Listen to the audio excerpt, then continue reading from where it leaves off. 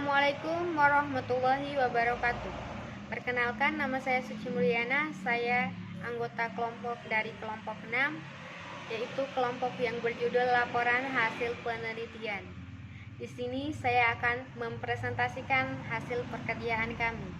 Adapun metode presentasi kami ialah setiap slide-nya akan dibacakan masing-masing anggota kelompok.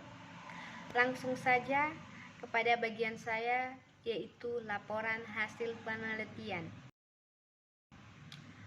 Laporan hasil penelitian dalam bahasa Inggris, report, berasal dari bahasa Latin portar, yang berarti membawa, menyangkut, menyampaikan.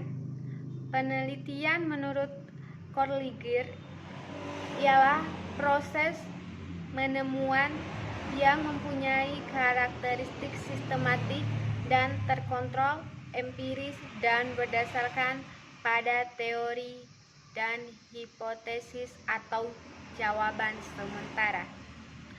Menurut Bahdim, laporan hasil penelitian adalah karya tulis yang berisi paparan tentang proses dan hasil-hasil yang diperoleh dari suatu kegiatan penelitian.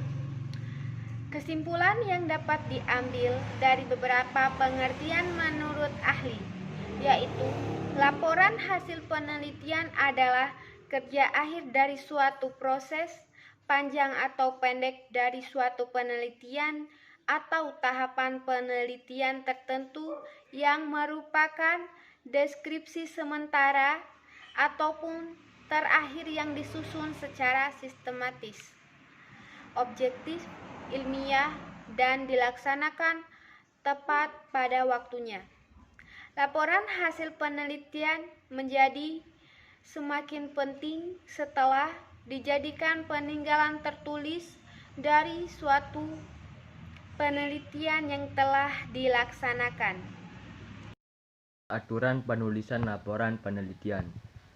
Untuk yang pertama itu untuk mengenal pasti masalah. Dalam penulisan laporan penelitian yang dibuat harus bisa membuat pembaca atau penulis benar-benar mengenali bahan yang dibahas. Jadinya penulis itu wajib memahami dulu masalah tersebut baru mengkaji atau menelitinya. Yang kedua itu mencanangkan penyelesaian atau merencanakan penyelesaian. Dalam setiap laporan penelitian biasanya disuguhkan dengan masalah dan tentunya membutuhkan solusi untuk menyelesaikan masalah tersebut. Penyelesaian yang dicanangkan harus tepat sehingga tujuan yang ingin disampaikan dapat tercapai.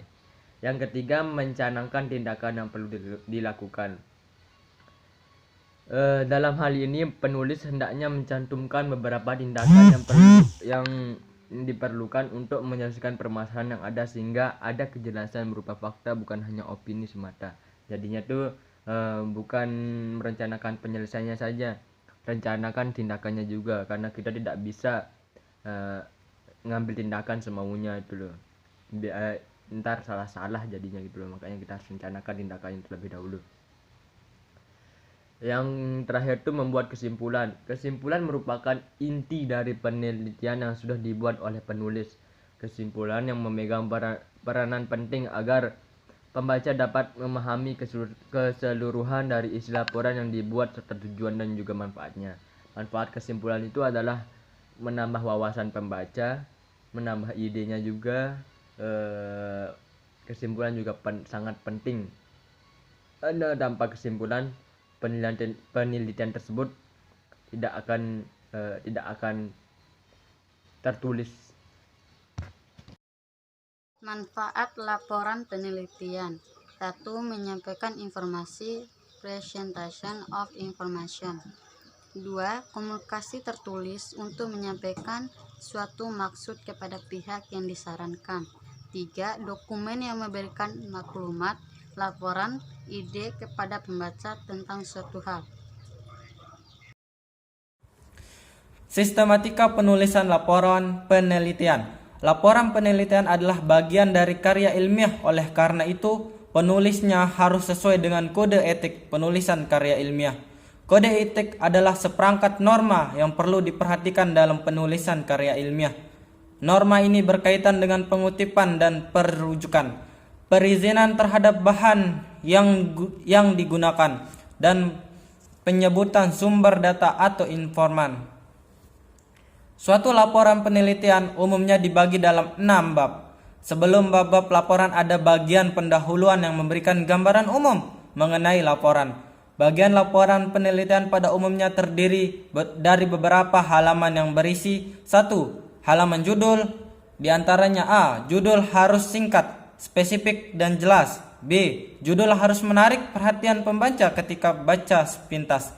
C. Judul sebaiknya menggambarkan cakupan dan isi yang sedang diteliti. Yang kedua, halaman persetujuan. Dalam persetujuan merupakan halaman yang berisi persetujuan dari pembimbing penelitian terhadap proses, hasil dan laporan penelitian siswa atau mahasiswa. Halaman pengesahan dari rektor atau pusat penelitian. Tanda pengesahan promotor yang menyatakan bahwa laporan sudah sah. 3. Abstrak merupakan ringkasan hasil penelitian yang lengkap, mencangkup permasalahan, latar belakang, metode, dan hasil penelitian. Tabel dan grafik tidak boleh dicantumkan dalam abstrak. Kesimpulan dan saran. Kesimpulannya harus perkataan singkat dan tepat yang dijabarkan dari hasil penelitian dan pembahasan. Dalam kesimpulan ini akan tercermin jawaban dari masalah yang diajukan dalam penelitian dan sekaligus mencerminkan apa yang menjadi isi pada bagian hasil dari pembahasan. Saran dirumuskan berdasarkan pengalaman dan pertimbangan penulis yang ditunjukkan pada penelitian yang sebidang yang hendak melanjutkan penelitian yang serupa atau mengembangkan penelitian yang telah dilakukan. Saran saya juga, mohon maaf Bu, kami tidak tahu apa yang harus kami kerjakan jika tidak dibimbing langsung sama Ibu. Jadi saya mohon kepada Ibu atau Bapak yang mengajar, yang membimbing kami, agar membimbing kami dengan sepenuh hati agar kami bisa jadi orang yang berguna bagi orang lain kelak. Terima kasih. Wassalamualaikum warahmatullahi wabarakatuh.